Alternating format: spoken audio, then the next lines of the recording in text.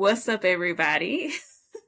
So, the last episode, we talked about finding your purpose and how basically your healing journey is directly connected to your purpose. I truly believe that.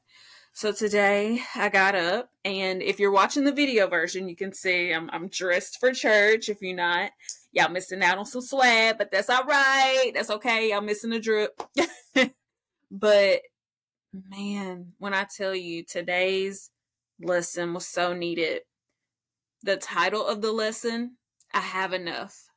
The premise of the lesson was being content. Now, I'm like, Lord, what you trying to say? Because we just talked about the importance of finding our purpose, walking in that, because we truly believe we have a purpose. That's the reason we're here. We truly believe that, there's something that we were put here to do. So we're figuring that out. And now you want to talk to me about being content. And where is my phone? Hold on just 1 second. I'm about to get my phone so that I can give y'all the verse. So the verse was from Philippians 4:13, where it talks about, I can do all things through Christ who strengthens me. Now, we look at that and we like, yes, I could do this, I could do that, like I got this. But when my pastor started breaking down the context of it and the author, where he was at in his life when he actually wrote this, he wrote this to a group of people who were sending him financial aid. They were giving him gifts. And so he wrote this as a thank you. And he was basically saying, you know what, I've learned because I have been rich, I've been poor. I've been with, I've been without. I have been both. I have been on both ends of the spectrum. And I learned that whatever state I'm in, to be content. And I had to really ask the Lord, Lord, because I believe, one thing about me, I believe that everything is relevant. Everything is relevant. Nothing is happenstance. Nothing is by mistake. So I'm like, Lord, what are you trying to say? What they got to do with my purpose?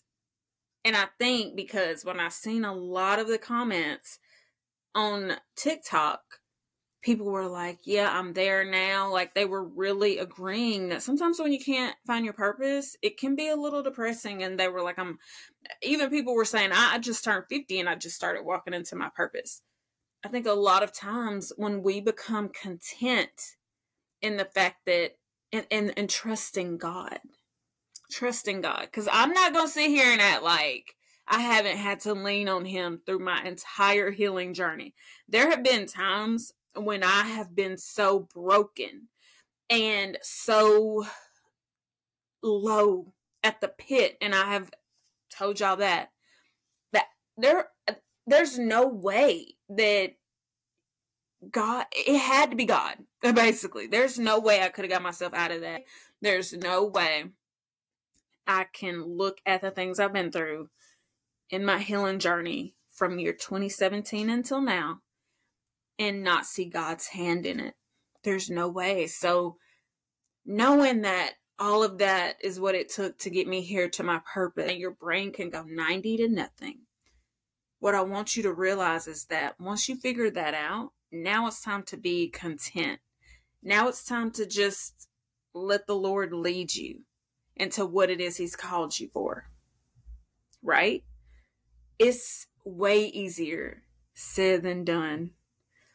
For me, it's always like, I've got to get to that next level. I don't find myself comparing my life to my neighbor like I used to. So I feel like I'm content with who I am in that regard, where there are some people that may have that. You need to find contentment in knowing who you are and knowing that you don't have to be like someone else to walk in your calling that God has for you. It can be I don't have the financial things that I need to get to this next point. And the Lord could be saying to you, make sure you're being content in where you are financially. Because even though the author in that scripture was being given gifts, he was literally in prison. Like, not for nothing, but what you need money for in prison? Like, I don't know. Now, some of y'all can respond and be like, girl, you need money for everything in prison. But they were sending him financial gifts while he was in prison. So, but he was still doing his purpose. He was still operating in the thing that he was called to do. While on the outside, it may have seemed like, oh man, that's probably what it was, if we're going to be honest. Now, I ain't trying to add nothing to the word or scripture, but if we could be honest, people was probably like, you know what, he in prison, he gonna need some help. That was probably like poor Paul, you know, like, let's give him some money, let's send him some stuff. And Paul over here like, I mean, thank you, but I have learned to be content. My value isn't what I have or don't have. So I also don't want you to feel like if you don't know your purpose right now that you don't have value, because you do. Yes, you have a purpose, and I do pray that the Lord will reveal that to you. But also, I don't want you to feel as though just because you don't know it right now, you don't have value. It's important to know that this same man, because the author of this passage, because he was so used to operating with what he would have considered a thorn in his flesh, what many of us would probably consider something that disqualified us.